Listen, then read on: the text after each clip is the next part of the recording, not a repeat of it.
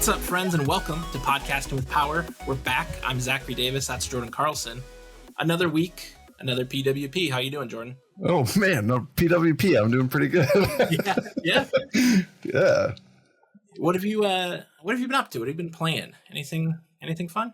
Let me see. So I knew you were going to ask me this today, and I was thinking about this earlier. I've actually been kind of doinking around with some weird older stuff, just kind of poking in and out. I have an old library, as you know, of games, so I've been kind of revisiting some older stuff, but I'm still following through consistently on my last, my weekly answers. Twilight Princess is still happening. Sure.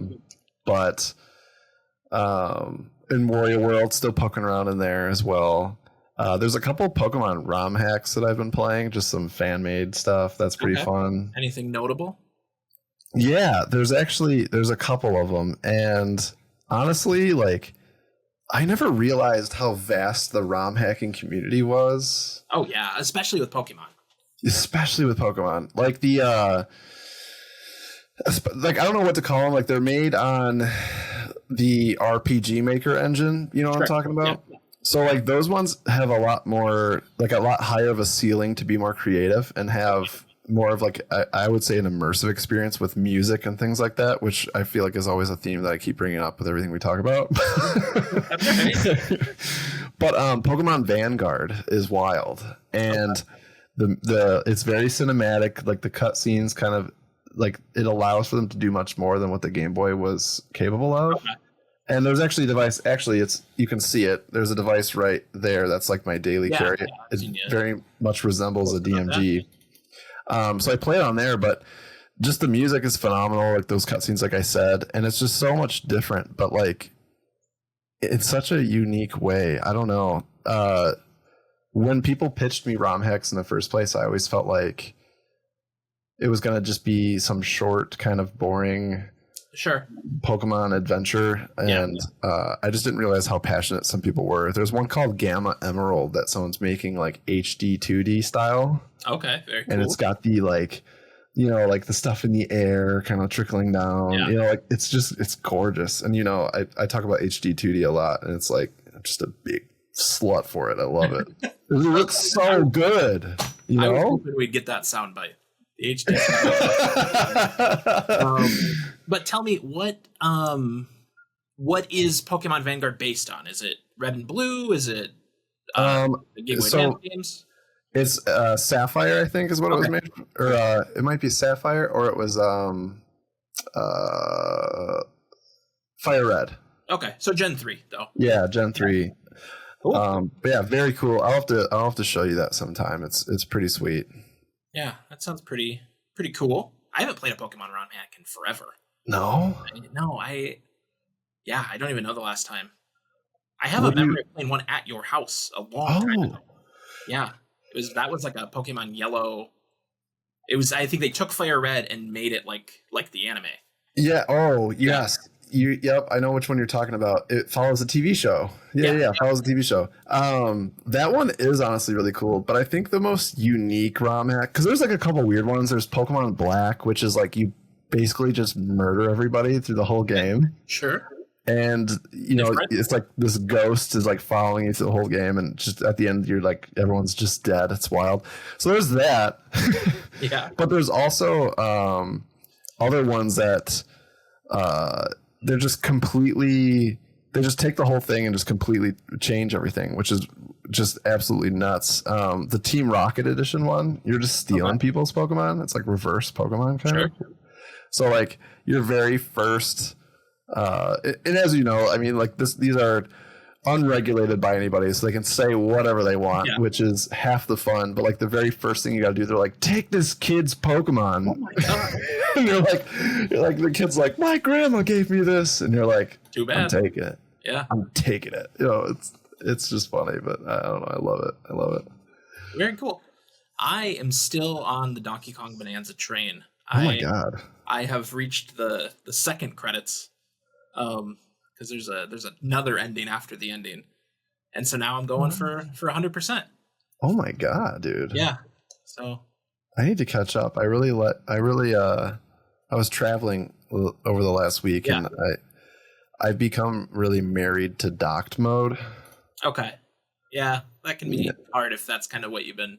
Yeah, I fell into old habits with that. Yeah. So I need to go back. I think I'm going to slow down. The day we're recording this, the 31st of July, is Ninja Gaiden Ragebound comes out today. So I think I've been looking forward to that. Also on my Fantasy Critic, scored pretty well for me. 17 points, not bad. All right. So I'm going to try that. Don't know if I'm going to do it on Switch because it is 60 frames per second everywhere but Switch. Doesn't have a Switch 2 edition, at least not yet. So I don't know. I like the idea of playing it on there, playing it handheld. I did that with Prince of Persia last year. That was awesome.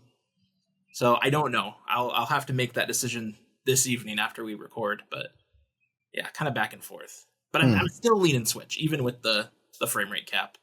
Do you ever have that? I mean, you talked about that with Tony Hawk, right? That you went back and forth trying to figure out where to get that. Yeah. I haven't really honestly had too much of an issue with the frame rate thing, but I have been really we're going to get into it a little bit more, but there's a couple of games I saw today that I was thinking to myself, like, will I pick this up on Switch? And the portability piece is obviously huge. Like, it's just dumb to even really get into that. We all know that's a thing, but you do find yourself wagering that, like, is it going to perform? And I have to hope, or just, I have to think it will, but it's hard when you don't know. Like, you gotta wait. I think in a lot of cases, sometimes you gotta wait and see what people say, what it turns out like. I don't want to wait. I know, that's the worst part. By next week, Jordan, I gotta talk about it. We're impatient too. Like, even if we weren't podcasting, like, if a game comes out, I have to make a decision, and the Switch is the only thing that stands in my way from that decision sometimes. Yeah, exactly. Otherwise, it's a no-brainer. I know what I'm doing. It's weird to me when it's a game like this that I haven't played before, right? Like, I look at, like, the Doom ports are on sale right now, right? And from what I understand, Doom and Doom Eternal play very well on the Switch, but they don't run at the same frame rate they do on the Xbox, the PC, the PlayStation. Yeah. And I'm used to those, right? Yeah. So, like, I don't know if I could do that. But this, 2D side scroller that I haven't played before, I can make it work, right? It'll be fine. So, all right, let's knock out a little bit of housekeeping. You guys know the drill. This is Podcasting with Power. We are on YouTube. We're on Spotify. We're on Apple Music. We're anywhere you can get your podcasts. We are there. I know I joked about, nobody listening on Overcast, but I can see someone's listened on Overcast. Don't know who it is, but there is someone. And, make sure you're following us on social media. We'll put out fun little clips of the show. We'll let you know when new episodes are out, maybe some other things like that. We're at Pod with Power on TikTok, Instagram, Blue Sky, Threads. Again, most of the social places. So, give us a like, give us a follow, a review. Let us know. I love the comments. I love them too. Yeah, they're a lot of fun. So please comment your hearts out. We do really enjoy it. Everything that sounds really sarcastic, but I don't mean it to be. Like, it is fun. Even when they're mean. Like, well, yeah, that's almost it's almost just as good. Like, right. Honestly, it's not exciting, when someone's like, "Oh, really nice job." Like, okay, yeah, I know. Yeah, thank you. But, like, yeah. Oh man, I think people sometimes forget that we're just this is for fun. It's for fun. We're just two guys with a podcast. It's not that deep. But let's get into the Nintendo news for this week. I have 2 stories for you. It's actually going to feel like a lot more, though. Okay. All right. Okay. So let's make it happen. And this first story, I'm combining 2 things. It's also going to kind of connect to our main topic, which we'll talk about when we get there. But story number 1, Nintendo expands Switch Online's SNES library with a mouse game. This is by Liam Doolin at Nintendo Life. If you've been waiting to see the Super Nintendo title Mario Paint make a return, we've got some exciting news today. The game has officially been added to the SNES app for Switch Online users. The catch is, it requires a mouse. On Switch 2, you can use the Joy-Con 2 mouse controls to play the game, and for original Switch users, this is cool, you can simply plug in a compatible USB mouse. Here's Nintendo's official description for Mario Paint. The 1992 Super NES game turns your system into a canvas with an array of colors and drawing tools available to create digital works of art. You can even animate your drawings and compose music to craft your own video creations. Get ready to unlock your inner artist using the Joy-Con 2's controller mouse functionality on Nintendo Switch 2 or by using a compatible USB mouse on a Nintendo Switch or Nintendo Switch OLED model system. And just like in the original game, you can access the coloring book feature featuring extra fun designs and character art, or play the Nat Attack training game for some extra mouse control fun. As part of this release, Nintendo has also added the Mario Paint soundtrack to the Nintendo Music app. It has 19 tracks with a runtime of 28 minutes. And then the article goes into how you can access Switch Online, and, that kind of stuff. And right there, Jordan, I know you have some history with Mario Paint. I do not. So I want to hear it from you. What do you think about Mario Paint coming to the Switch? We hoped when we saw that the Joy-Con was going to have mouse functionality. I feel like that was kind of one of the things collectively we all wanted to see. Yeah. And now it's here. What do you think? I think we mentioned it by name. Like, I think we talked specifically about this when we had met up.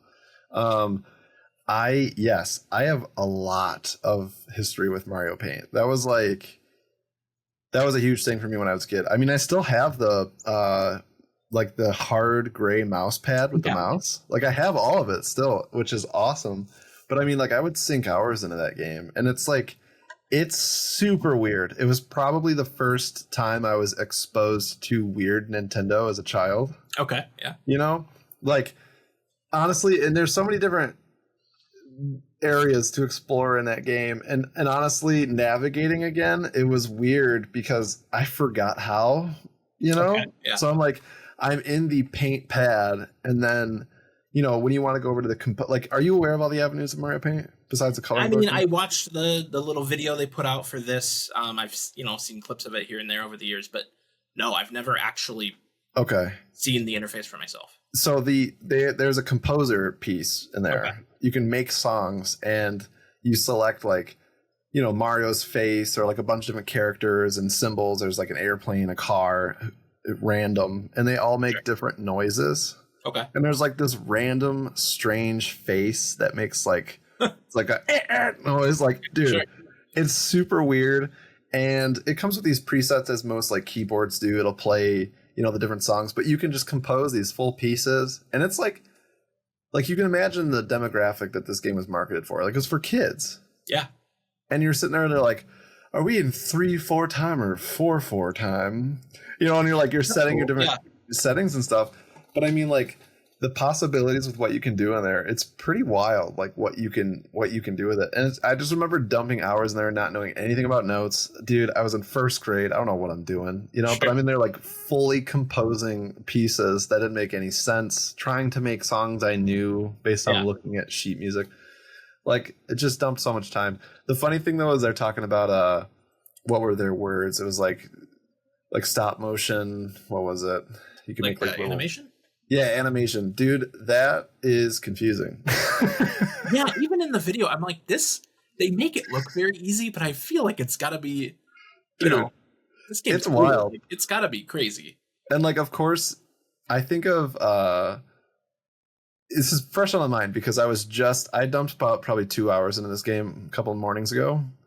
And dude, I could not figure out, it's very IKEA how they explain to you how things work. No explanation. It's just pictures, Sure. And there'll be a robot moving its arms real fast, and you're like, that must mean fast. And you trigger, you toggle it on, Okay. And then it doesn't really explain. It'll show you the different panes and how you can paste your character and track its trajectory as you go. It's nuts, man. But even as just a full-blown adult, I was like, man, there's a lot going on here, but I know I'm going to spend time in there and just kind of click around and have fun with it. Maybe not to the extent I did when I was a kid, but I know that composer part, I'm probably gonna waste a lot of my life in there. I mean, I remember being younger, let's say maybe not even a teenager yet, and seeing people post videos of their Mario Paint compositions, right? Play out. This might even be pre-YouTube. And I remember that being a thing. People would I'm honestly songs up there. I'm hoping we see a lot of that come back. Like I hope we see crazy stuff online, like similar to like I might be really going dramatic with this, but like, you know, with Guitar Hero, Yeah. people would post like tracks and like them playing maybe tracks that were made or like those custom programs. Yeah, I'm like hoping I see stuff like that surface in YouTube from people just going bonkers and Mario Kart Paint. A lot of Mario. But I would love that. Plus that Gnat Attack training game, they show it in the toolbar. Okay. Almost as if it's like for brain fog or something. I don't remember what made me feel this. Yeah, like because I couldn't find it. I mean, I wasn't looking for it if I'm being honest, but I clicked on it. It looked like it was something for like a break time or something. Okay. And when I clicked into it, I was like thinking to myself, I was like, I wonder if this is like intended to like help you with like almost like a writer's block situation. That could be. I was not aware that the game had this until I saw that video, and I was like, I've never seen this mentioned anywhere. No, it's really random, and it's extremely like thought through. Like there's like boss flies. Okay. Sure. Yeah. And I mean like there's different layers of difficulty as you go through it. I mean, I don't mean to build this, you know, the swatting Gnat game up to be this monumental thing, but like it's definitely not just like it wasn't just thrown in there. Like people took some time on it. It's pretty funny. But going back to it was just really interesting. I don't know. It's so weird and so Nintendo, and I think that's why I like it so much, you know. So one last bit before I move on to the second half of this piece of news here. They added some mouse functionality for 2 games that were already on the service. Are you aware of this? No. So Nobunaga's Ambition, which is like a strategy game, and Mario Super Picross also got mouse support. I guess they had it back in the day. I had no idea. And those are 2 games that have been on there for quite a while. I've definitely played some Mario Super Picross myself. I'm excited. That's my biggest thing. I love Picross, but like playing it with the D-pad, it's slow. Like I actually can see spending more time with it the way I do with the modern Picross games, just, you know, because of the ease of use of a mouse. I want to try it out. Yeah. So the other half of this story is another article, also by Liam Doolin at Nintendo Life. And this is Switch Online's SNES update has apparently upgraded the CRT filter. Ooh. Nintendo has been busy this week with all sorts of updates, and yesterday it released Mario Paint for Switch Online's Super Nintendo app. More details about this latest update have now emerged, and apart from being able to remap the buttons in this specific library, it seems the CRT filter on this app has also received an update. The filter update is apparently designed to better capture the original experience on the Super Nintendo, as it was on older television sets. There's definitely some before and after comparisons online already. If you want to look that up, maybe I'll put some on screen here while we're talking about it. This is similar to the CRT filter they added to the Nintendo 64 app when the Switch 2 launched. And I noticed a little something that I don't think is mentioned in this article. I don't see it. When you look at the tiles on your Switch, the Nintendo Classics label is on the GameCube one, the N64 one. It's now on this one, the Super Nintendo, but it's not on the other ones. Those are still like Nintendo Switch Online when you look at like the NES and Game Boy apps. And so I think as we go, they'll add, you know, functionality to those. Okay. But yeah, I think it's interesting that we got mouse support, but also they're still kind of working on the emulation features. What do you think of that? I honestly, I'm glad. I mean, it's better than just throwing them on there and not doing anything. Sure. So I mean, any kind of attention I think is good. I don't know. I think that's really it, to be honest with you. I'm just glad they're getting attention. The CRT filter thing's not really for me, I don't think, but sure. I mean, it always does kind of like take my curiosity just a little bit to kind of check them out, but it's never really something I've left on. Yeah, I'm with you there. I think it's just more interesting to me in that they haven't forgotten about this particular app, this particular library. Like, yeah, we're still going to get little updates here and there, both feature-wise and game-wise. Yeah. So now finally getting to story number 2. This is just going to be a rundown of the Nintendo Direct Partner Showcase that when you're listening to this would have happened last week. It's fresh for us. We just watched it today. So we've got... Don't highlight things. We'll get to that one. There are, conveniently, because I gave these on our list, they're sorted by letters. There are 26 games they talked about today in the American broadcast, and we'll talk about the differences of the Japanese broadcast as well. But going down the list, I'll just kind of give you the game, a release date if we got one, and we can talk about it if we want to, or we can move on. Sure. So these are just in the order they showed them. The first game is Monster Hunter Stories 3. Are you a Monster Hunter guy? It's been around for a long time. It's been on Nintendo for a long time. I'm not, but I know I'm very close with a lot of people who are. Yeah. And I text a few of them during the showcase, and one of them was like, yes, I'm getting a Switch too. Okay. There we go. Yeah, I don't really know what the Stories like sub-series is. I've dabbled in Monster Hunter, different Monster Hunters over the years, but I know it was a big deal when they brought 1 and 2 to the Switch, so I can see why people are excited for this. It comes out next year. Then we got Once Upon a Katamari coming out October 24th of this year. I love me some Katamari. We talked about it in the music episode. I have the, Katamari Damacy reroll on the Switch. Don't have the other one. I never got that one. We love Katamari. I don't think are the biggest Katamari guy, so this doesn't. Does this entice you? It's got online multiplayer. We can play this. We can stream this. No, not really. I think that the music is cool, and I think the character designs are really funny in that game. I don't know, like I haven't played it, so I don't know the names of the characters. But that weird guy with the mask and the gigantic butt chin. Yeah, the King of all Cosmos. Yeah, that guy. I don't know why I love when I see him though. Yeah. The games themselves, like the writing is also very funny. I think okay. You get a kick out of it. Well, okay, if it's funny, I might check it out. But hey, Then we got some Just Dance 2026. You know what's going to happen. Moving on. This one I did kind of pop for, and I'm sure you did too. It's Dragon Ball Sparking Zero coming November 14th. This came out last October. I had bought it on the PS5. I abstained from buying any DLC because I was sure it was going to come to the Switch too. Once we kind of knew what that was, I was like, it's going to come to that, and I want that, so I'm going to wait. So I haven't bought any of the DLC for it yet. Okay, so you're gonna transition to Switch. I am, yeah. Oh, I planned it back then. I bought it on a disc on the PS5, so I can sell that sucker. Yeah. Jeez. But have you played Sparking Zero? Yes, quite a bit. Okay. It's for those that don't know, it's in the Tenkaichi family of Dragon Ball games, so like the 3D arena fighters. Which we love. How do you feel about this? I love Sparking Zero. So I didn't think I was going to, though. That's the thing. Okay. I loved Kakarot. Like, I loved Kakarot so much. And I was like, there's no way that this game's going to top Kakarot in my mind. And they, I'm not going to say they did, but like they both live in like two different places for me. I can't see on the other hand. There's, you've got your story mode, which Kakarot did so phenomenally. Yeah. I loved it. But at the same time, Sparking Zero, the fighting is so good.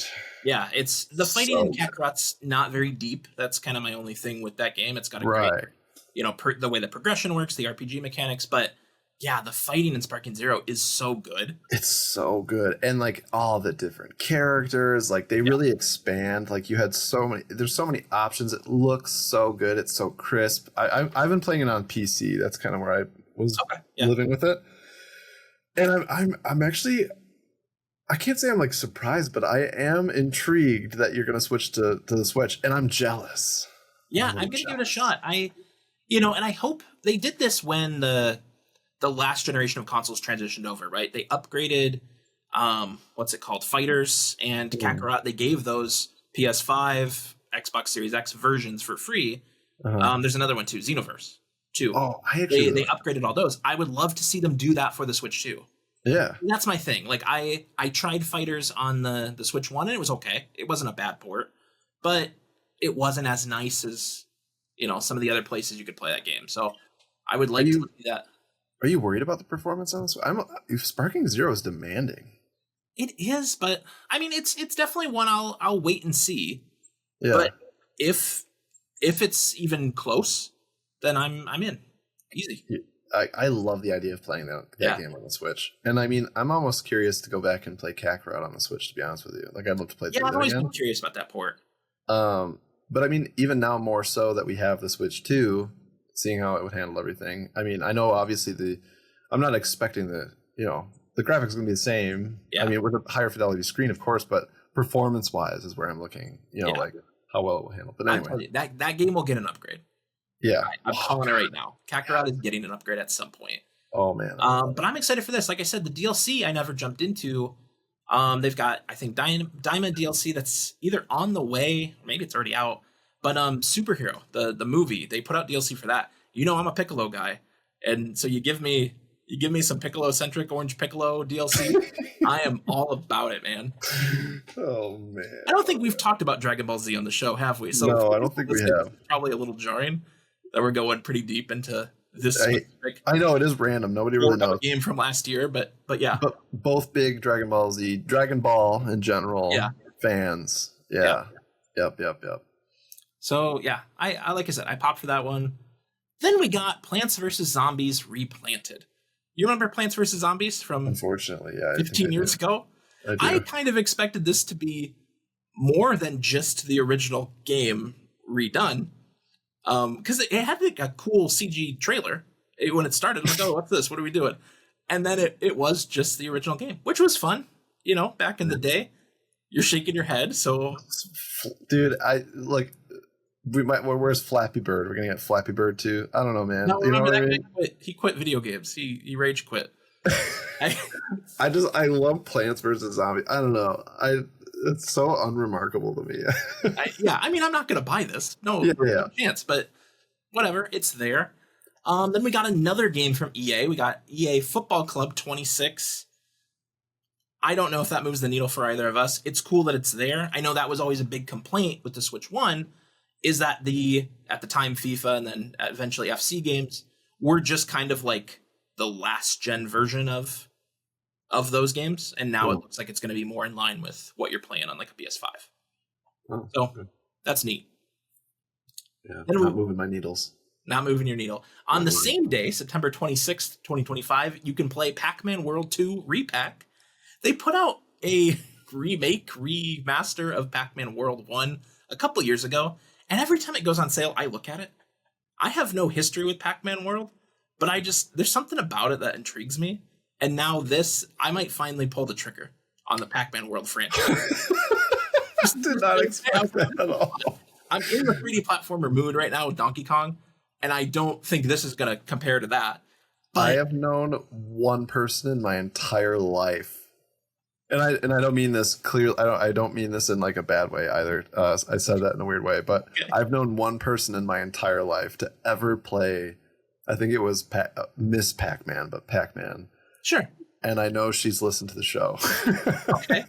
I mean, yeah, don't knock the old arcade Pac-Man. Those are great. Yeah, when he was flat. Yeah. I'll give you, it's a little weird. We're bringing Pac-Man to 3D. He's got a world now. He's doing things. He's collecting things. I'm just saying I might give it a shot. We'll see. Make me a Pac-Man game where he becomes 3D. like he comes out of the arcade cave and he's like, what is this world? I wasn't made to be here. No, it's not. He's never looked quite right in 3D. Even Smash Bros. He's kind of like, I don't think you should be here. Oh man, you see Game & Watch over there? He's flat. He was a puck, now he's a sphere. Yeah. I mean, the natural evolution, right? Then we saw Final Fantasy Tactics, the Ivalace Chronicles. Is that how you say that word? This is like a remake of the original Final Fantasy Tactics from the PlayStation 1. Also coming in September. If you look at these dates, and we've got all the dates in front of us, a lot of games coming out on top of each other. Yeah. Right? I mentioned Pac-Man World and EAFC coming out the same day. There's a lot of that as you go through here. I don't have a ton to say on Final Fantasy Tactics. I know people are very excited for it.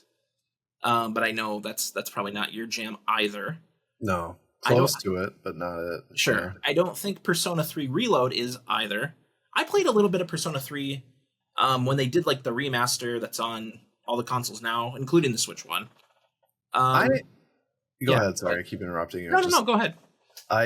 Persona is a game that honestly I've always been really interested in. I've just never given it the shot, you know? Yeah, it's got a flashiness, and I think a music style, styling that I could see you getting into. Okay. I know JRPGs. You're either really into them or really not. But I Right. think the Persona, 3, 4, and 5, I could see you getting into. I'll do that when you get into Dragon Quest. Okay, well, we'll get to that in a little bit. Okay. After Persona 3, this one, when you saw this, did you kind of freak out? Because I did. Hyrule Warriors Age of Imprisonment coming this winter. They confirmed it's going to be canon to Tears of the Kingdom.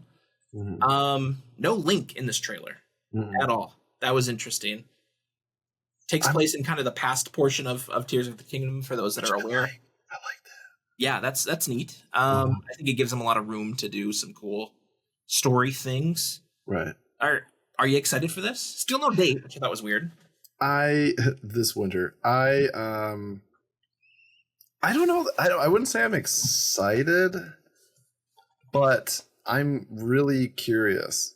Like for only good reasons, but like being canon to Tears of the Kingdom is really interesting. Yeah. And honestly, I don't like Dynasty Warriors. I don't like Dynasty Warriors. So like naturally, was Dynasty Warriors where these games came from? Yeah, Hyrule Warriors, and then So like I've just never been a fan of that gameplay. I remember getting into Hyrule Warriors kind of early on. I think on the Wii U. Is where I first, maybe it was the first place. But I'm just not into that gameplay. Like I'm not really into like that style, I guess. But I would be into it for the story. That's really it. So like I might be enticed to play it just to kind of get more content and have a better understanding, which sounds wild, but for that reason it has my interest, but I just don't have interest in that play style though. No, I'm with you. I haven't played too many games like that outside of these Hyrule Warriors games. And the first two really are very true to that series.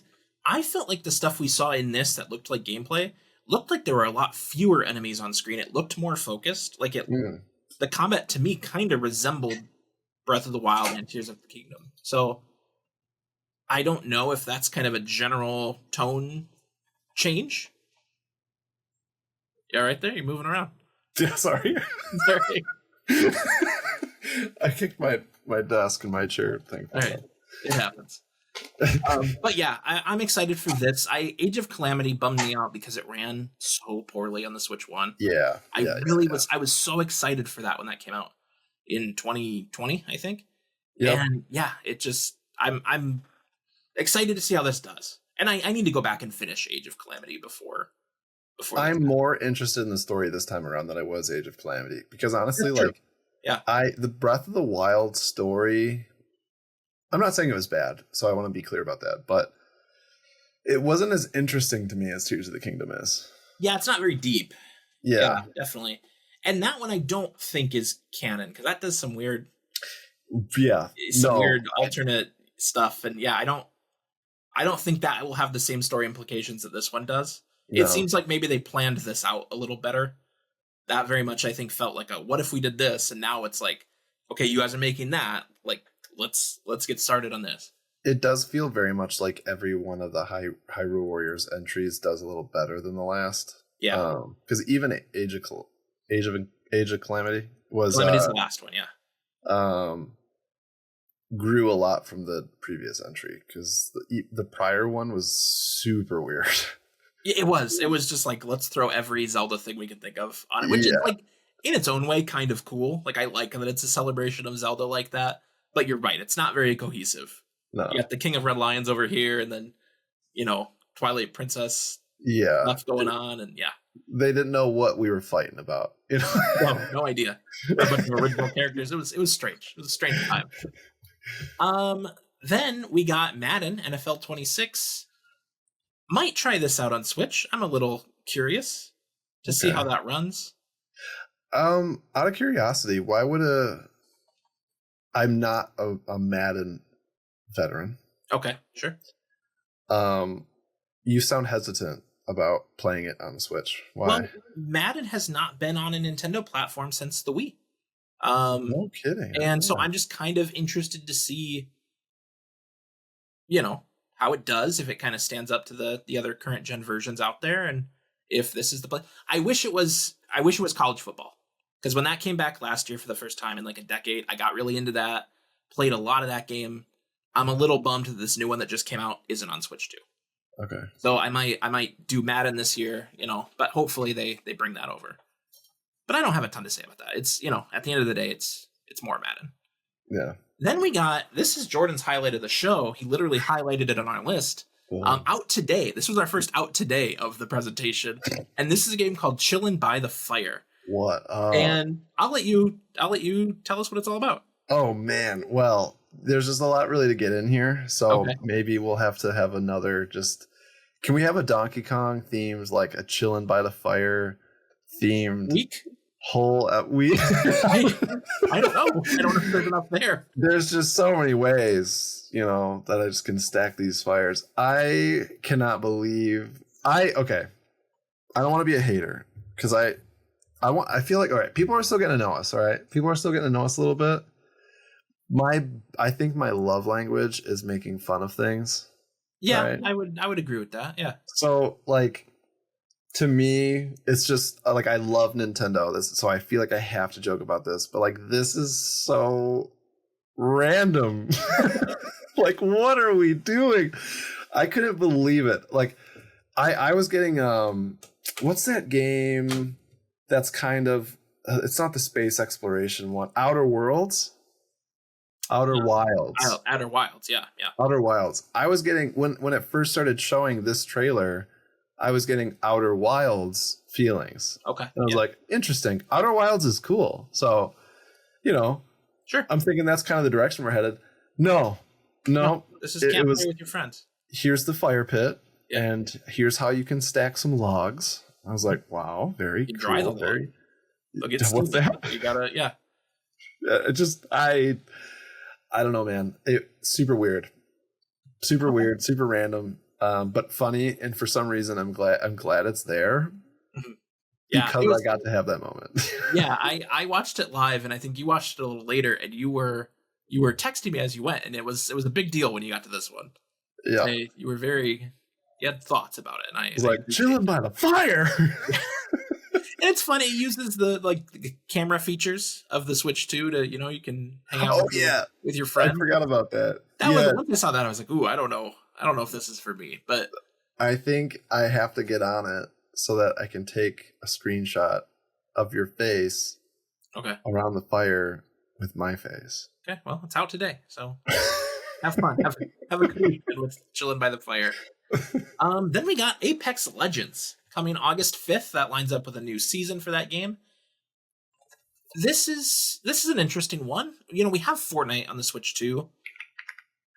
Other than that, I don't feel like you have a ton of games as a service things out there like that on the Switch. Are you into Apex, or you do play any of these Battle Royale? Or I can't. I'm not gonna say that I do, because I'm not good at them. But I've played Apex Legends. I have a couple of buddies from work that like to play it, so I'll hop in. I'm so bad at it though, but I can enjoy it. I'm always happy though when I see support for it though. Yeah. So I don't need it, but I'm glad it's there. Absolutely. Yeah, I'm kind of with you. It's cool that it's there. I know plenty of people that still love Apex. I'm excited to see it. The next game was an interesting one. This one's called Hella. This comes next year. And this is one I think you legitimately were interested in. Yes. So I'll again let you kind of describe this one. I mean, I don't really know entirely what I was seeing, but this one had a lot of different mixes of things to me. I felt like it reminded me of the same kind of whimsical feeling of Unraveled in a way. Yeah. Definitely. Obviously not the art style, but it's just that feeling. But yeah, you were like a mouse. You're a mouse with a froggy backpack. Yeah. Yeah. And I don't really remember what they had said about the story, but it seemed like you were. Do you remember what they said about the story? Because I honestly don't Not even. so much. I was kind of just more watching the I was paying more attention to the kind of creatures he was interacting with and all of that. Yeah, but I mean, it looked really good. I liked the feel of it. There was a co-op. I feel like I saw co-op in there. Yeah. And honestly, I mean, above all else, it just looked really original. And there's not, there's not a lot like it. It looks interesting. And I have no idea what it is, and I feel like I'm going to want to check it out. It just kind of feels like one of those things where we'll probably learn more about it. In the next probably end of year, I guess, right at the end of the year. Who knows when it'll actually come out, but it just looked different and interesting to me, honestly. I don't know. Definitely. Kali and I play, we're a fan of those Haze-like games like It Takes Two and Split Fiction. And this, I don't think necessarily designed the same way, but it does, like you mentioned, have co-op. And, I can see us at least giving this one a shot together. I think this could be.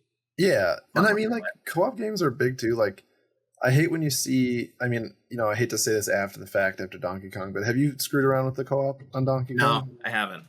It's, it's just another one of those things. You control the guy and I'll control like a cursor and I can blast it, and that just feels so lackluster to me. So to see like another game where you can actually play, or I think actually play like an actual co-op adventure, like that's cool. Yeah. I can't wait to see more of that one. We then got Star Wars Outlaws coming September 4th, 2025 to Switch 2. This is another one that came out last year, or I think around this time of year, maybe August.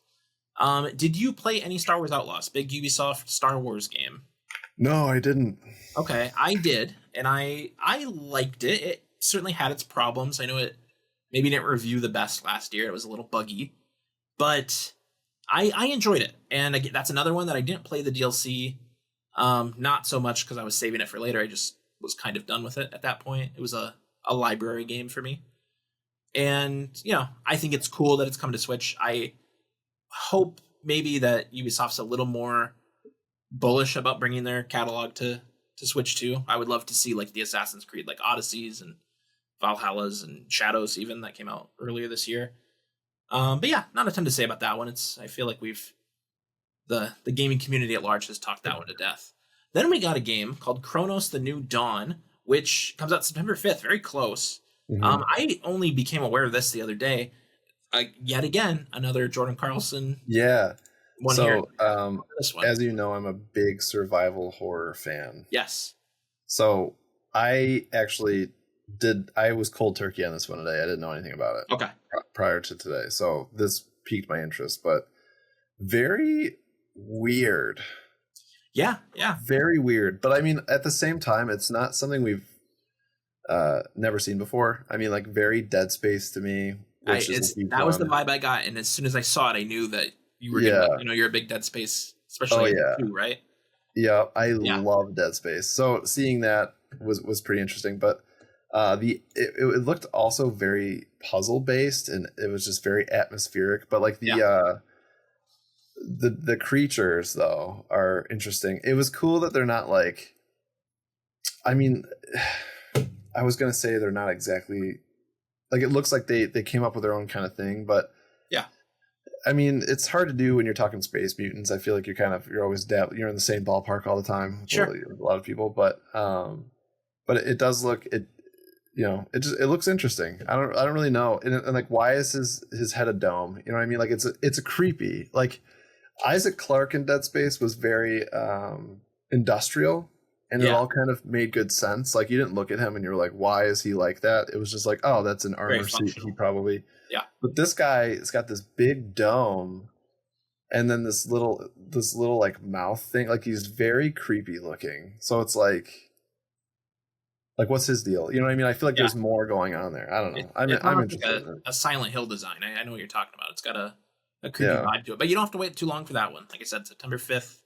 Is this a day one for you? This is probably a day one for me. Okay. But at the same time, I'm going to have to do that dance of like, where do I play this? Yeah, because this is coming to everything. So this is, I understand. The next pair of games we got are older games. They're Yakuza Kiwami and Kiwami 2. These are, I guess you would call them remakes of the first two Yakuza games. Yakuza 0 was a launch title for the Switch 2. So it's kind of, you knew these were coming. I think it has some expanded language stuff. Otherwise, I don't know that there's a ton of changes here.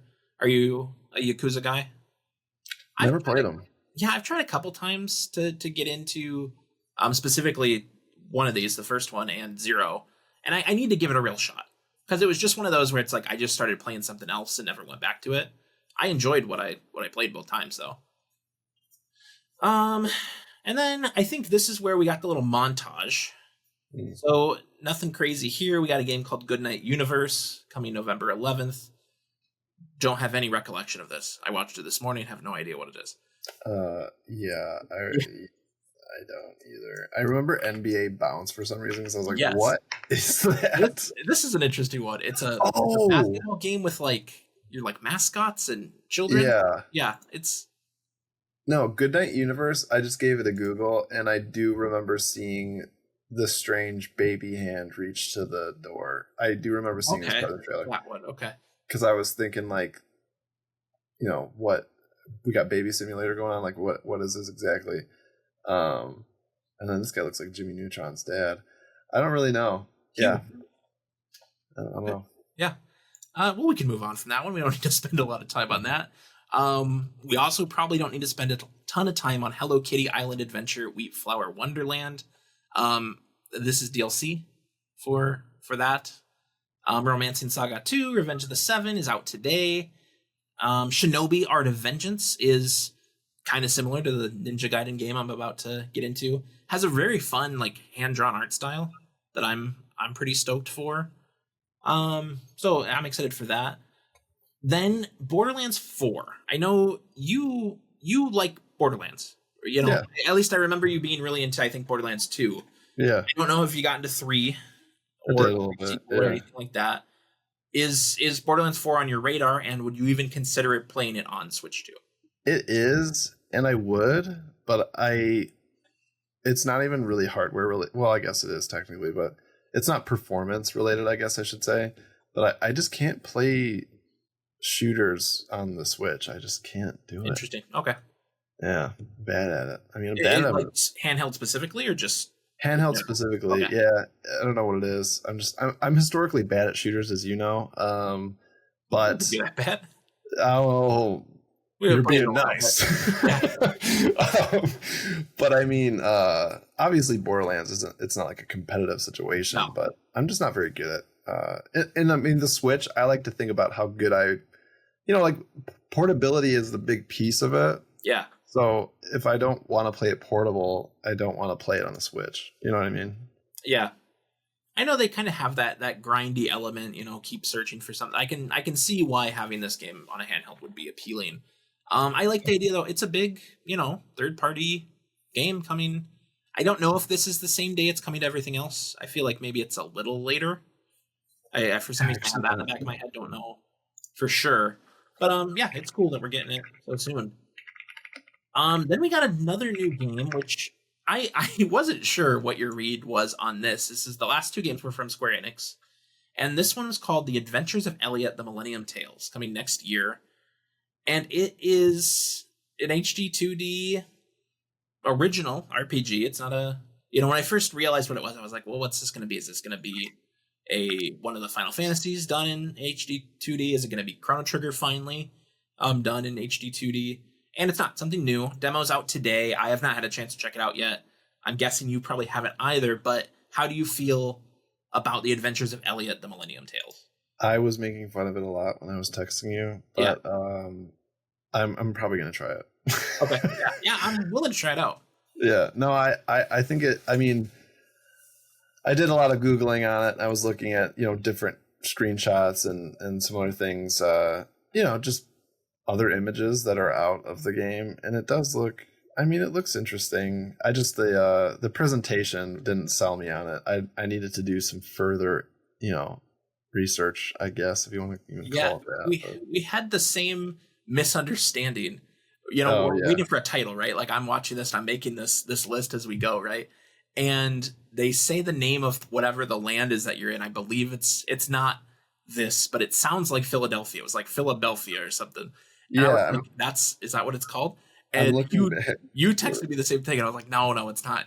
It's not called that. Phil B. Oh, dude, I don't even know. Yeah. Philadelphia. Yeah, because they just say that on its own, and I was like, oh, that must be the title, and no, it wasn't. It's The Adventures of Elliot. It just doesn't have the same ring to it. No. But it does look cool, and I'm willing to try out the demo and see what's up with that. That comes out next year. And then they close the show with another Square Enix game. This is Octopath Traveler 0, coming December 4th, 2025. I know you earlier said you're an HD 2D slut. How much time have you spent with Octopath Traveler and Octopath Traveler 2? A pretty decent amount. Okay. But I bopped around quite a bit. So like I actually put a lot of hours on with my Legion. Okay. At the time, and then regretted it and went to the Switch and then went back to the Legion. So sure. I ended up putting my hours in on, I guess you could say PC, but a decent chunk. And I found, Octopath Traveler was the would you say like the catalyst for the HD 2D stuff, really? It's the first one I remember. I know Bravely Default on the 3DS was like the precursor. It wasn't what we call HD 2D, but it was like kind of that. And then Octopath, I think, was the first one that you saw and was like, oh, that's a new style. Yeah. And honestly, at first, I didn't really care for Octopath Traveler either. It was, I almost feel like it was like my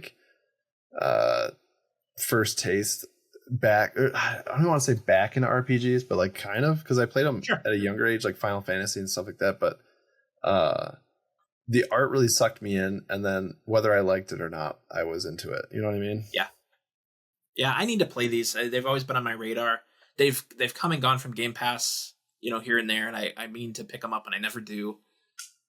Maybe it's time to finally do it. Dude, it's bonkers how cozy that game is. Like, I'm sure, yeah. Like in bed, if you're not feeling good, oh my word, Well, it's cool that you have the different stories to, move around between and go through, kind of like Live Alive. So I'm cool with that. But the Japanese Partner Direct got some additional Square Enix content specifically that they didn't talk about here, and I don't know why, because it is relevant. They showed a trailer for Dragon Quest 1+2 remake, which is coming later this year, I believe. Don't know why they wouldn't bother to show that here. And then they announced a free upgrade for Switch 2 for Dragon Quest 3 remake, HD 2D, that I know you are a fan of. Yeah. Are you gonna jump back in? If they do the upgrade. Yeah, it's out there. You can download it right now. It is out there? Yeah. I know. When I saw this initially, it was hard to find information, but I have confirmed it is out there. You can download it on your Switch right now.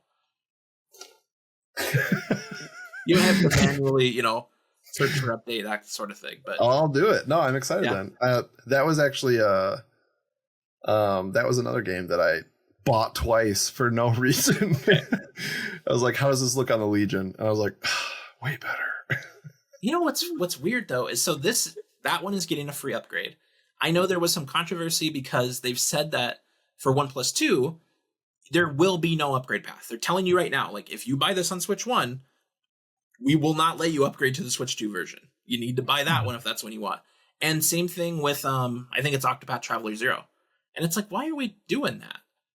Like, I don't know. If I don't have a Switch 2 right now, I'm just screwed. I just have to buy the game twice if I want to do that. Like, it's nice I feel like that building that library before you have the new console is kind of cool. Because then when you get it, you're like, I have all these games I can now upgrade and play in a different way. Well, it reminds me of like when you'd buy, was it DVD would sometimes come with Blu-ray or Blu-ray with DVD? Yeah. Like it would give you both. Like, just do it. And in this case, it's digital. You're not even wasting materials. Exactly. And by and large, we talk about these upgrades, but they're pretty much the same game. Yeah. I think you're going to enjoy playing Dragon Quest 3 with a better frame rate and resolution, but it's not going to feel like a brand new. No. You're not getting a brand new experience out of it. A little more crisp. Yeah, exactly. And I like that. But, I have a little graphic here, and you can look at it, and I felt like it felt like it was just a lot of ports of old games. Yeah. But when you look at it, it really wasn't. It was, what's the count here? 8 old games coming to Switch. Then we got some new info, on other stuff, and then a couple of new reveals. But all in all, I feel like it was an okay. for when we think of a Nintendo Direct, it's obviously not what we want, right? We want new Nintendo games, we want that kind of stuff. But for a partner Direct, I felt like this was fine. I don't think the internet feels as warm about it, but I think it's fine. I mean, yeah. But I'm looking at the list now. That's why I'm like staring so intently at something here. But yeah, because I mean, like I'm just looking at the titles and I'm like, okay, so Octopath Traveler 0, cool. I'm looking at Borderlands 4 like it's a decision, but it's still something to think about. Yeah. Hella.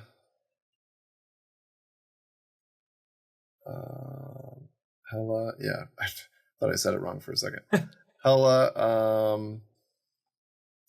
Dragon Ball Sparking Zero, like I told you, I'm a little jealous that you're making that move. Like I want that. I just have high hopes, but I would love to have that on Switch also. So I'm just looking at this list, like what does my future look like based on some of these things? And I mean, like I like when Nintendo makes me make choices because it means, that I have the opportunity. Absolutely. Yeah. So I mean, like coming out of it, I do feel like I do have more to think about than I usually do coming out of these. Yeah, I feel like there's, kind of looking at it through that same lens. I'm gonna play Dragon Ball, like you said. I'm gonna play Hella, I think. I'm gonna play Hyrule Warriors, those are all for sure. Katamari, which is not on this chart. But it should be. Wait, Katamari's on there. Is it? I thought I saw it. It's on the list that I wrote, but not on the chart with all the stuff there. Octopath Traveler. It is. It's called Once Upon a Katamari. That's why I couldn't find it. But so there's several things on here that I'm interested in for sure. Shinobi's another one, and then a couple of question marks. Well, do you remember? I mean, I feel like coming out of, I can't remember if it was 2023. It was like romantic farm simulators. yeah, it was a lot of that kind of stuff. So I mean, I don't know why I still feel burnt from that era. Yeah, but it's nice to have more than that. But I think getting this partner showcase now, we've had a Nintendo Direct rumored since the Switch 2 came out, right? Yeah, we're getting our normal September Direct, right? With the Nintendo stuff. Yeah, I mean, I'd say yeah, right? I mean, we have to have something before it gets too late in the year. I mean, they've been trickling out information for the stuff that's, I think, sooner. We just, got the Pokemon Presents last week. We know we got another trailer for Dragon Drive recently. But we still don't have a release date for Metroid Prime. We don't have anything about Kirby Air Riders. Right. We got a little bit of Age of Imprisonment here, but still no release date. I feel like I'm missing another first-party game, too. I honestly, just good thing about week over week, I feel better and better about Pokemon ZA. Yeah. Every week. I notice I only say week because now we talk every week, so I know where I was last week. Sure. But like every single, I may have even mentioned this last week, but even since that last mention, I've seen more, and I'm like feeling even more comfortable. So my excitement for that is growing pretty big, to be honest. Yeah, I'm really glad I decided to play Arceus because I wasn't sure, and I wasn't sure about ZA. But I'm really glad I played that, got a feel for, how the Legends games are, and I can see the differences, and I can see what look like improvements with ZA, and I'm pretty excited for it too. But yeah, all in all, not a bad Direct. Excited to see some more first-party stuff, some new stuff. But our topic of the show this week, I want to talk about old stuff. Yes. I want to talk specifically, Jordan, about the Nintendo Classics service that comes with Nintendo Switch Online. Of course, that's a subscription service. That's a whole thing. I guess I'll start off by kind of going over what it is. As part of Switch Online, you subscribe to that. You get access to these apps that all feature different libraries of Nintendo games, and in one case, Sega. And they add to them. They kind of trickle them out, but they do add to them. Sometimes we get cool features like the mouse stuff that we talked about earlier. At this point, I believe when they launched, it was just NES games. Yeah. And I think after that, they again, trickled out Super Nintendo, and then eventually, well, I'm going out of order. So NSO is split up into two different packages, right? There's your standard Nintendo Switch Online, then there's Nintendo Switch Online plus expansion pack. The standard plan at this point in time gets you NES games, Super NES games, and Game Boy and Game Boy Color games. The expansion pack adds Sega Genesis, N64, Game Boy Advance, and now with the Switch 2, GameCube games. And that's pretty cool. They've added a lot over, and we talked before we started, I was going to ask you just kind of ballpark how many they've added to some of these, but I think the perception, and even I am guilty of this, I'm like, there's nothing on there. They add games so slowly. There's still a bunch that are missing, but you look, there are 90 NES games on there. There are 82 Super Nintendo games on there. Even like the N64, I feel like there aren't a lot. There are 41 you can play with that subscription. So tell me, like, what is your use case for these Nintendo Classics apps? And, which plan are you on? Which ones are you going back to? So I pay for the Premier Holy Shit package. Sure, same. Why wouldn't I? Right? Yeah. They did. I mean, the way they section that off is also like pretty smart because they know we're going to want the N64. But I mean, yeah. So I mean, I knew as soon as they announced what I was going to be doing. But you said use case, and I'm glad that you said that because honestly, so like I was telling you. You may have noticed my first answer to you for what I've been playing was like a little weird, and then I kind of jumped into ROM hacks. I felt like saving it to this because this is what I do. I dabble on Nintendo Switch Online a lot. Yeah, same. So I'm always just bopping around through there. But my use case for Nintendo Online, honestly, is multiplayer. Interesting. That's not something I've done a ton of. So, it has the local multiplayer you'd expect, but they also offer local multiplayer online, right? Mm-hmm. Which I know you and I are going to try with a video here, maybe down the road. But so you use that quite a bit. Sounds like a lot. Okay, yeah, how's that I work? use it a lot, and it works really good. Okay. So I mean, we haven't talked too much on the show about it, but I'll play around with things available on computer, right? And sometimes you can get those things to run online. Today, I was actually screwing around with one of them. And it was our mutual friend, and we were trying to get Super Monkey Ball to go. Okay, yeah. And my God, is that difficult to do? Like you're using like Dolphin or RetroArch, whatever it is at your choice. And it is extremely finicky, very glitchy. Dolphin does not play nice with that kind of stuff. Okay. And it just kind of sucks. It works and it's fine. Like if you want to do it and you're willing to put the time in to figuring it out. Yeah. It works. But Switch Online made it very simple. And, you'll notice, I know we have plans to, like you had said, possibly play a game here shortly together. Yep. Our buddy and I, we played through Super Mario All-Stars together. Right. We did the whole entirety of it over COVID. Okay. Yeah, we played through the whole thing. Seamless. That's awesome.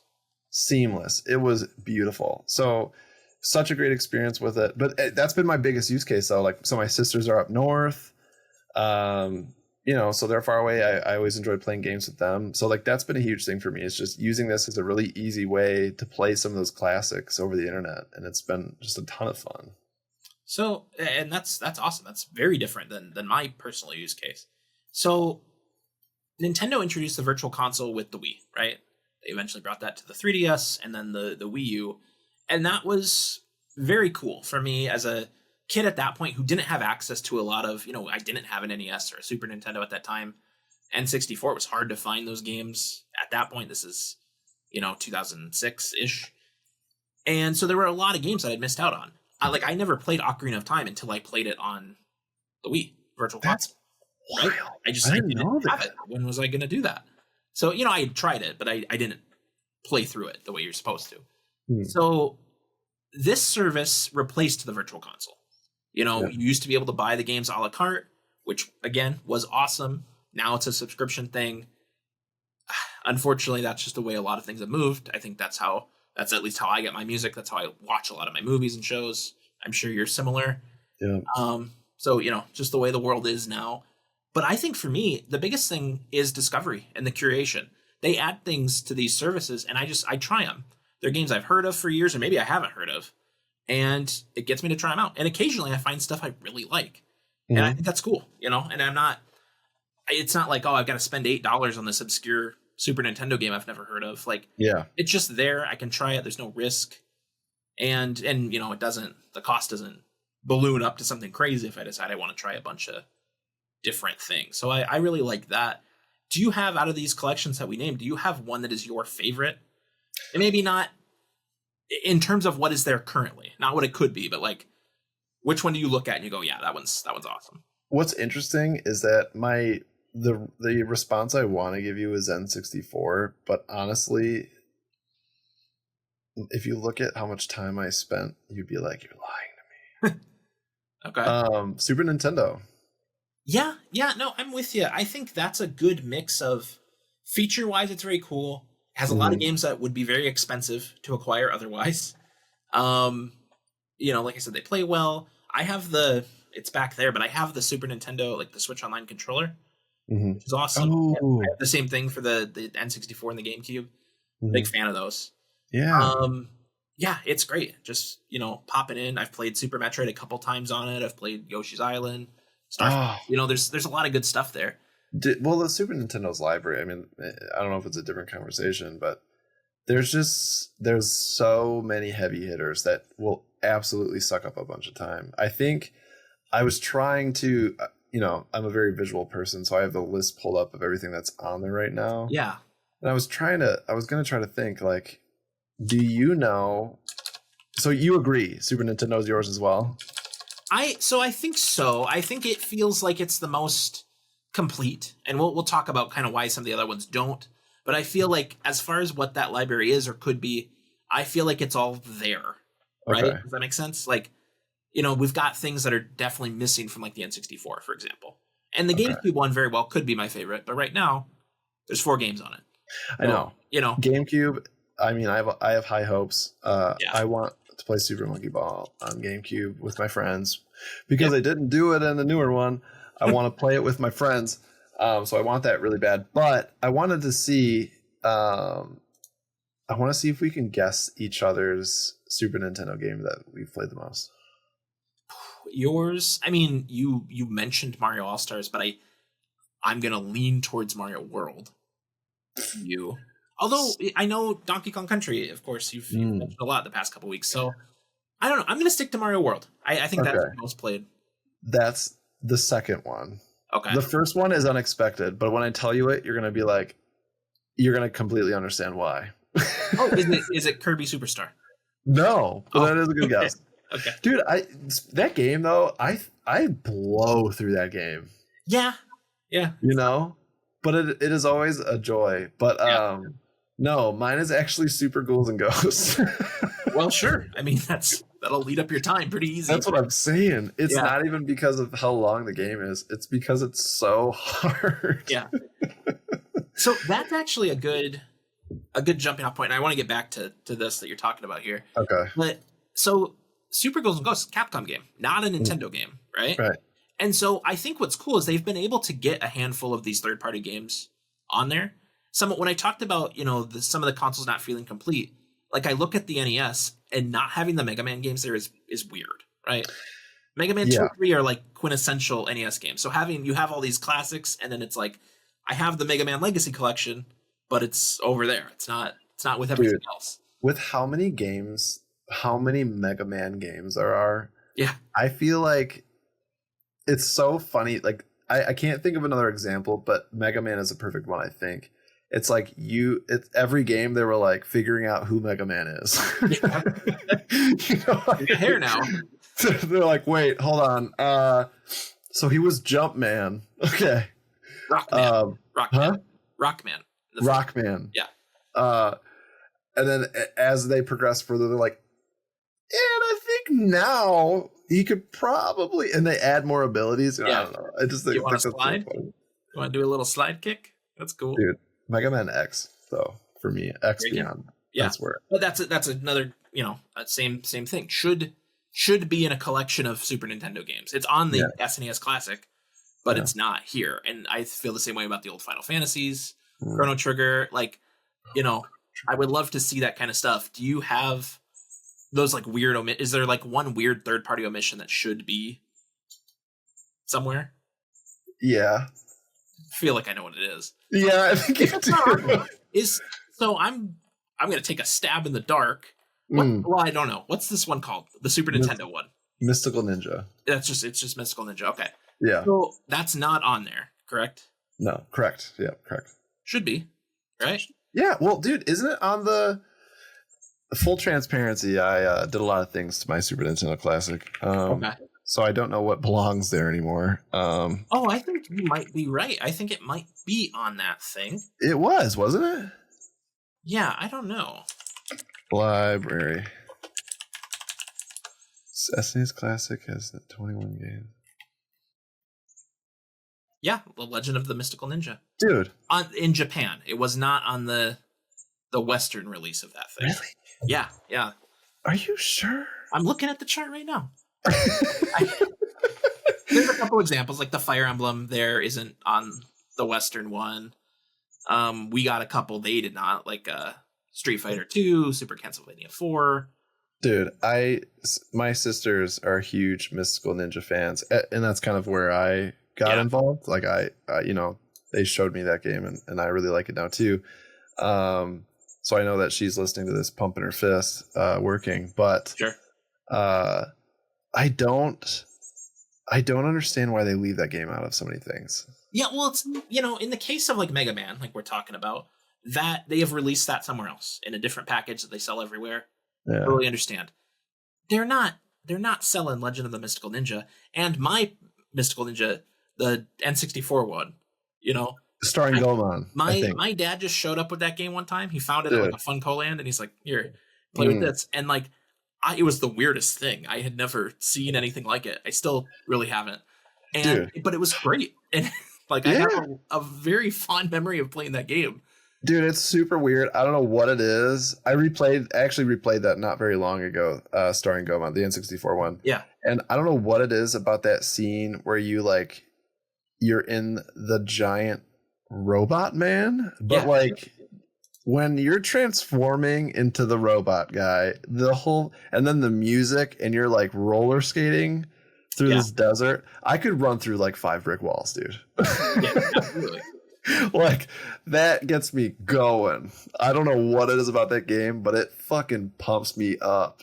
When we're done, remind me, I've got to send you a game that I've not played, but I was watching something about the other day, and I think it'll scratch that itch. But looking at the Super NES Classic, one of the things that sticks out here is Star Fox 2, which was a game that never came out. It was an unreleased sequel that was finished, and they just decided, no, we're too close to the N64, make Star Fox 64. So they did that.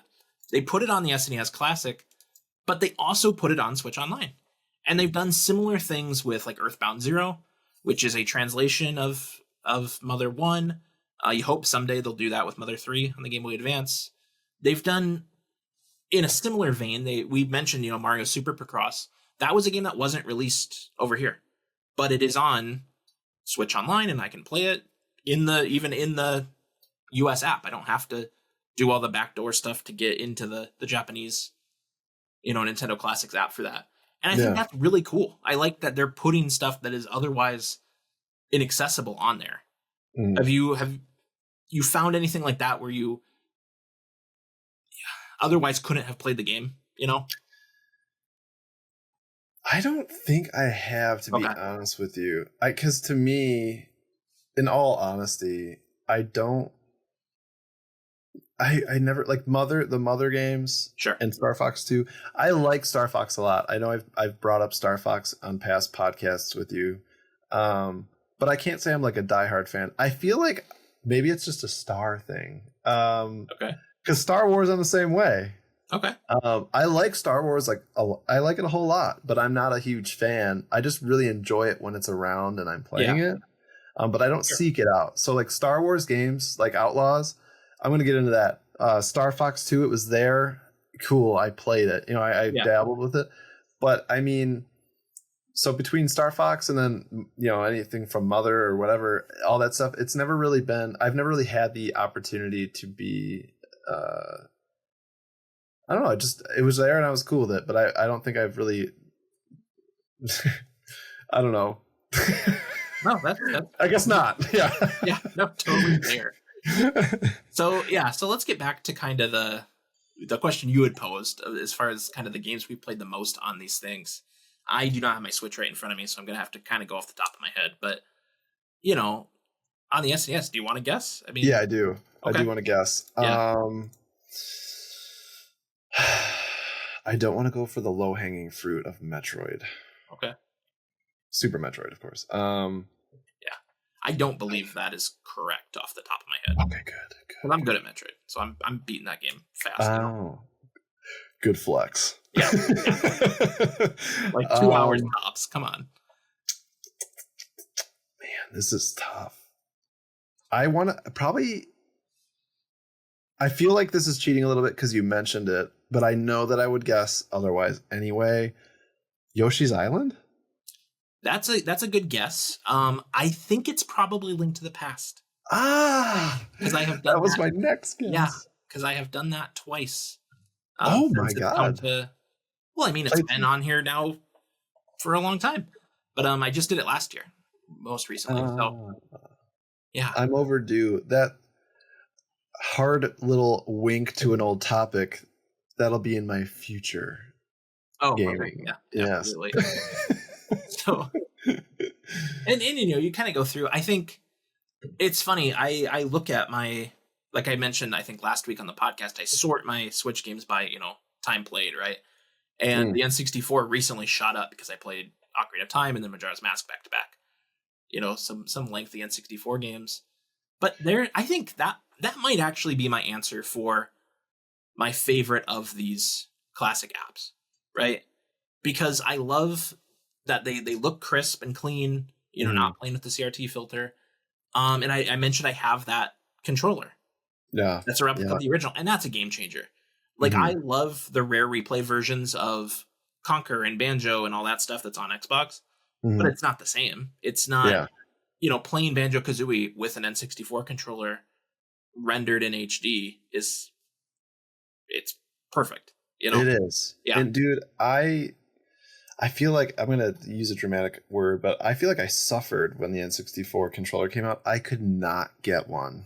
It took me a while too. Yeah. I could not get one, and I was bummed that I didn't try harder at launch to get it. Yeah. But there is an extremely substantial replacement to it. Have you heard of the 8-Bit Do mod pack?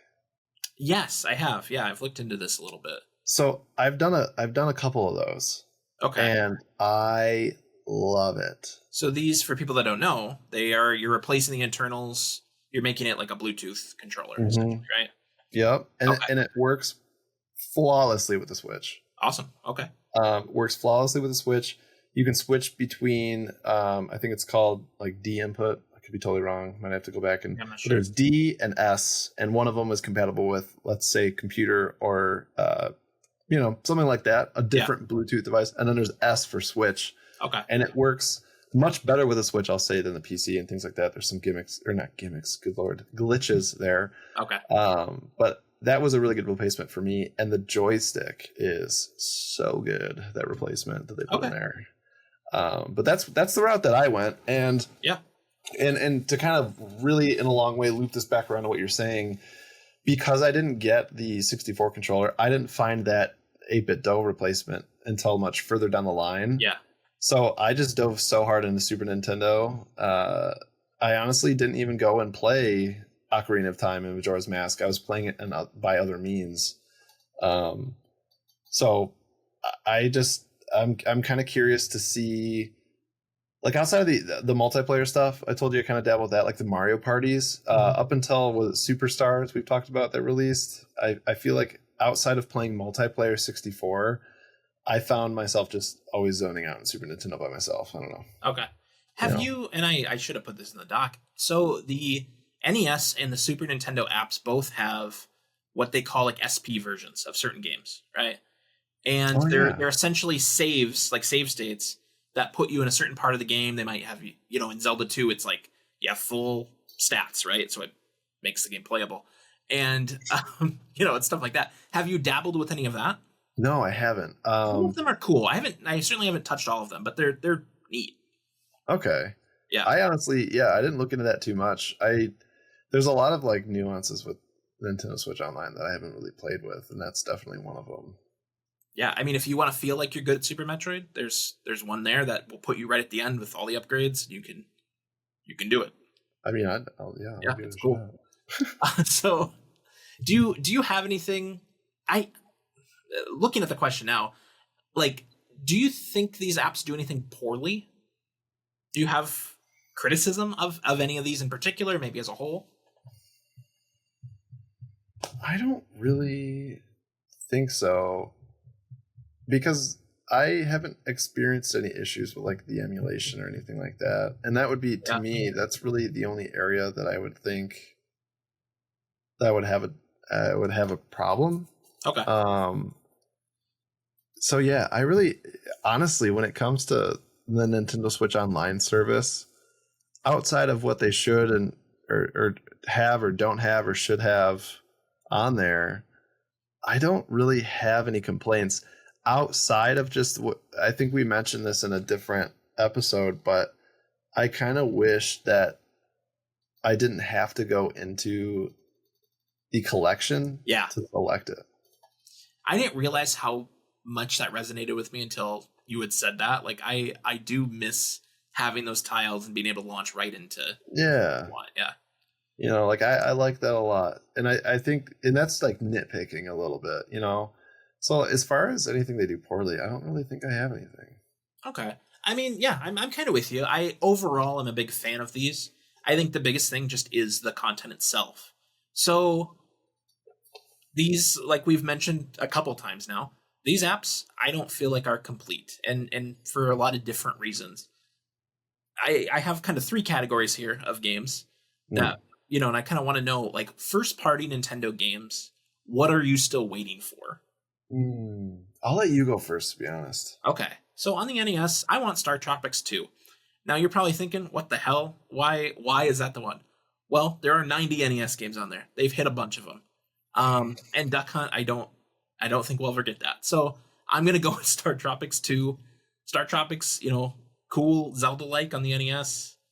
I have never played Star Tropics 2. So that'd be cool. I think I threw you for a loop there. But dude, I was literally like, I need to Google this right now, but I don't want to be like, you're like Star Tropics, and I'm like, it's cool. Mike Jones, yeah. I think you would like Star Tropics if you haven't played that one. The first one is on Switch Online, but the second one, for whatever reason, is not. Okay. I mentioned this earlier. I would love to play like an official translation of Mother 3 on the Game Boy Advance. Okay. I think that'd be very cool. And then, you know, we've talked about Donkey Kong 64 and Super Smash Brothers 64. Mm-hmm. Those, and it sounds like those are coming, but those to me are kind of the first party Nintendo game. I feel like the Game Boy libraries, maybe. I can't think of any off the top of my head, but like I feel particularly with the Game Boy Advance, stuff is missing. I do too. But you know what I think I'm thinking of, which isn't, well, weird area, I guess, but like Pokemon. Sure. Yeah. That's the only avenue I think we're missing something, to be honest. Okay. Is Pokemon, to me. I think gotta be there. They are quintessential. Yeah. Fine, especially the original Game Boy. Like, come on. I don't know. Was it you? I don't know who I was talking to, but I swear they were. Like, I don't know what I'm thinking of, but they did make a big point to bring Red, Blue, and Yellow to the 3DS Virtual Console, and then I think that's Gold, Silver, Crystal, and then nothing since. And yeah, I think, you know, and I know there are some problems, right? They're gonna want it to connect to Pokemon Home because they want you to subscribe to that, and because of that, they don't want you to have save states, which these apps all have save states. They'd have to figure out how to enable wireless trading, which they did do with the 3DS virtual console games. That was cool. I would love to see if they could connect with Pokemon Stadium and Coliseum coming to the GameCube. I think that would be very cool. I think there's some obstacles. Next year is the 30th anniversary of Pokemon. Like, if there were time to do it then. Right? Yeah, and I think they will. I think it's a no-brainer. I feel like we're gonna have to see that. Yeah, I mean, those were on the best-selling list on the 3DS for so long. I mean, till the end of the eShop. Right. Like, they've got to know. Do you think that's a situation, though, where they just decide to sell them piecemeal instead of put them on these? Yeah, I think they could, but honestly, they'd have to go about it creatively, because there's no way I'm going to spend a chunk of money on just Pokemon Red. Yeah. Or even Fire Red, or it really doesn't matter. No, it really doesn't matter what generation you go. Like, yeah, they're going to be, they would have to be bundled. Like, it would have to be like, which even then, red, blue, yellow, I'm still not going to pay a ton, even if you sell me all three. Yeah, I mean, they sold, I think they were $10 on the 3DS, which was a premium for Game Boy games. Those, I think, were closer to $5, generally, 4 or 5. And $10 for Pokemon Blue is not, I'm fine with that. Yeah. But yeah, same thing. I'm not gonna. I would hate a situation where I have to buy all of them. Like, it's a $70 package and it's, gens 1, 2, and 3. I don't need that. I definitely just want to get the ones I want to get to. In the third party realm, though, we talked about how there are a couple third party games. Not a couple. There are a lot of third party games on these services. Some consoles more than others. What are kind of the standouts third party wise that you want to see eventually make it over to these? I honestly just want Super Monkey Ball. Okay. So bad. So the Sega thing is strange, right? The Sega Genesis, we haven't really talked about this. The Sega Genesis is one of these platforms. Not a Nintendo Classics, but it is part of the Switch Online package. So, like, Sega's playing ball to some extent. Right. They've only got Sonic 2 on there. They don't have the other ones, because they're trying to tell you that. But Monkey Ball feels like something they could do. Well, like, legitimately, I hate to fall on this. I feel like I get in these like mindsets where I'm so hooked on one thing forever. And we talked about Monkey Ball every week. It's just, that is like, I mean, it's one of my favorite GameCube entries. And to be honest with you, go back to your first bullet point, first party Nintendo games. Like, I'm pretty satisfied, to be honest with you. Okay. And the only area outside of Pokemon, which again is kind of a unique case on its own, but I'm not really like wanting anything that's not there. Sure. So GameCube is the only avenue for me, and it's only because it's brand new that I'm not satisfied yet. And I'm not complaining by saying that. It's brand new, so like, I'm not sitting here like, we're waiting. It's brand new. Yeah. So like, I know Luigi's Mansion is coming, because that would be an answer for you if we're talking first party.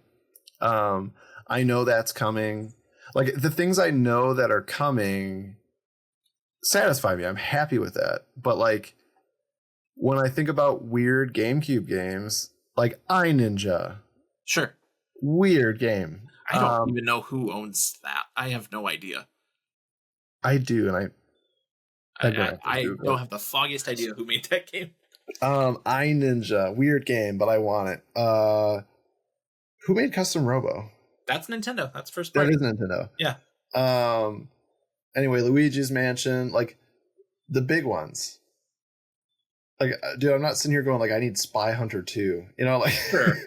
Well, I mean, we talked about Capcom bringing games like Beautiful Joe 1 and 2. I love on there. I don't think they're going to put those out any other way. No, and that would be another. That'd be another couple that I'd like. I love Beautiful Joe. Metal Gear Solid Twin Snakes, like that, they could put that out in a Metal Gear Solid collection. They like doing those, but that's like one of those weird one-offs. I think Nintendo had something to do with the publishing on that one, so they might not be able to release it any other way. Which is, I mean, how we got GoldenEye on there. Yeah. I never would have guessed GoldenEye would be on the service, but it is. They worked it out with everybody involved. Super weird, but I mean, the GameCube was probably the biggest avenue for third-party games on Nintendo. outside of maybe Wii. Yeah, I think back in the day, like on the NES, there were a ton. And then you're right. I think as time went on, they kind of got more distant. No, you're right. And the GameCube kind of, I think, brought that back a bit, bringing it back to discs and all that. Yeah, The problem with the GameCube era is so much of that stuff has licensed music that you couldn't do now, right? So like you couldn't, they're remaking the Tony Hawk games, but for example, those couldn't be there. SSX Tricky probably can't be there. Right. NBA Street Volume 2, one of my favorite GameCube games, probably couldn't be there. And Volume 3 had Mario, Luigi, and Peach, so maybe they could figure something out there. But so but no, I just feel like GameCube is going to be the largest avenue where there are things that I want that I don't already have. I would say. So looking at the list, it launched with the Switch 2, 3 games: F-Zero GX, The Legend of Zelda: The Wind Waker, and Soul Calibur 2. Since then, we've gotten one game, Super Mario Strikers. And from that initial presentation that we haven't got yet, Chibi Robo, Fire Emblem Path of Radiance, Luigi's Mansion, Pokemon Coliseum, Pokemon XD Gale of Darkness, and Super Mario Sunshine. Which I think, for a first wave of GameCube games, not bad. There's definitely stuff we want, that isn't there. The Mario Sports games. I'd love to see Wario World. Stuff I don't want to buy. I don't want to buy Wario World. But I'd like to play Wario World. Yeah. It's there. There was a WarioWare for GameCube that is like a multiplayer version of the one you've been playing on Game Boy. Yeah. And, I mean, that's cool. Twilight Princess being on there would be pretty cool. It's coming. Yeah, they always make such a point to get the Zeldas on there very quickly. Yeah. So I think we'll get to that at some point. Off the top of my head, I don't really know what else there is first party wise, or anywhere for the GameCube. Is there stuff that isn't covered by NSO currently that you want to see? Mm-hmm. Like what? We're kind of running out of platforms, right? You're not going to get the TurboGrafx. Well, maybe we will, but what do you want to see on Switch Online? I have a weird one. Okay. Oh no. So you have DS on there, which I agree. Okay. Yeah. So on our doc here, I put the Nintendo DS. I think that'd be really cool. They sold Nintendo DS Virtual Console games on the Wii U. Mm-hmm. I think it'd be tricky for every DS game, but I think you could get it working well enough to put it out there. I would love to see 3DS. I mean, yeah, same problems, more problems, because you got to figure out the stereoscopic thing. You got to, maybe be a power issue. No 3D. Okay. No 3D. I don't need it. I turned it off anyway. Right. 2D. I can't. I don't need it. And, then we could have Ocarina 3D. We could have Majora's Mask 3D. We could have A Link Between Worlds. We could have Pokemon Sun and Moon. We could have, I don't really care about Mario Kart 7, but it could exist. There's plenty of 3D. I mean, the 3DS was pretty solid. 3DS is a great library. Some memorable titles there. Yeah. And most of them are just going to die on there, Yeah, I feel like... See, when you're going through the list there, I'm like, okay, well, Luigi's Mansion Dark Moon has been ported. Yeah. I think at some point we will get versions of Ocarina of Time 3D and Majora's Mask, probably as their own thing. Mm-hmm. That would be cool. But yeah, are they going to re-release Fire Emblem Awakening? Why? Maybe down the road they'll remake it in 20 years, but maybe. Kid Icarus Uprising I'd like to see. Well, Link Between Worlds, though. Yeah. Are we... I'm sure we will have releases... with Echoes. Oh my God, Echoes of Wisdom and Link's Awakening. Link to the Past, or Link's Awakening. Sorry. With that art style becoming, I love it. I'm really excited. I hope we see more. I want Oracle's Ages and Seasons. But A Link Between Worlds, I think we may have even touched on this in the past. But what a crazy, unique game! How much fun that was, and. Yeah. I hope that doesn't die there. Give me a version of it that I can play on Nintendo Switch Online, and I will. Yeah, it's one of those that I need to revisit. I played it the one time, was not a huge fan of it. I know there's some merit there, but I would like to give it a try now, but I don't really want to open my 3DS. Dude, I would like to play it here. 3DS, man. Yeah, that's one of those that I think could get ported. Mm-hmm. Nintendo does not like to strand their Zelda games anywhere. No. So, and To be honest with you, I feel like obviously we're big fans and we follow it. I think you're a little more. I think you explore a little more than I do. I think I'm pretty like I know me and I know what I like, and I don't necessarily. I don't even like to admit it, but I maybe don't branch out in a lot of ways. But the 3DS, like I love my handhelds. I love Game Boys, and I think that I like to have the options there. I like to know that I can do that. I don't know. That's kind of the direction I'm going with this. I get it. I feel like I can't be the only person who feels this way. Well, no, like we've talked about you're playing Twilight Princess. I'm playing Metroid Prime 3. I actually completely overlooked it on this list. Wii games. I mean, there are a lot of games that are going to be trapped on the Wii, which is not everybody's favorite console. Right. But it did happen. There were a lot of solid first-party Nintendo games on it, a lot of solid third-party games. I don't, Metroid Prime 3 getting like the remastered treatment that the first game got would be awesome. But at minimum, I would like an avenue for those games to, show up. Mm-hmm. And I don't know how likely that is. We've already gotten Galaxy, we've gotten Donkey Kong Country Returns, we've gotten Skyward Sword. Like, I guess there really aren't that many heavy hitters left. I remember I was losing my train of thought as I was ranting in that last bit there, but like I don't know what the crowd reception was of Link Between Worlds. Do you happen to know? Like, I think critically, I think people really liked it. I feel like I'm kind of an outlier not liking it. Really? I think most people, it's like top tier Zelda for a lot of people. See, I like that. Okay. Yeah. Okay. Yeah, I think I'm kind of out on my own on that one. Oh. Yeah. Right. So I don't know. We'll see if as we get kind of into those more, I don't know how to describe them, creative Nintendo consoles, right? How do they move those over? A lot of the Wii U games are on Switch already. Like I mentioned, a lot of the big Wii games are already there. I hope we get some of the 3DS ones you mentioned, but yeah, I don't know if we'll see them build this marketplace of classics out any further than they have.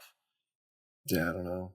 I wonder, like Wii U, for instance, like when we're talking like Mario Maker, for an example. That's a game that, to me, Mario Maker died after the Wii U. 2 just didn't have the magic. It didn't, but not only it had what I wanted, it was very complicated. Yeah. But that aside, the dual screen, the pad in your hand, things on the TV, the cursor, like the stylus, like it made perfect sense. And that was such a great game, but you will never have it the same way we did because we don't have a setup like the Wii U. Yeah. So I always wonder, like, what's the future hold for stuff like that? I wonder, like, it makes me wonder, like, what the next, like, are we ever going to have a Switch that does both? I mean, if you did a second screen peripheral, you knock out everything we're talking about here, right? You can put Wii U games, you can put DS games, you can put 3DS games on there. The accessories. Have you seen that accessory someone made? The clamshell thing for that? Wild. But I'm going to take the opportunity that you presented with Mario Maker, which uses a lot of interface and design ideas from Mario Paint. And I'm just going to call this full circle, right back to the top. And I think we're going to end this little discussion here on Nintendo Classics. We could go all day. There's so many. There's so many things to discuss. But we'll have to do that on a future episode of Podcasting with Power. Thank you so much for joining us. If you haven't already, give us a like, a follow, leave a review, follow us on social media at Pod with Power. I'm Zachary Davis. That's Jordan Carlson. Have a good night. Bye. Bye.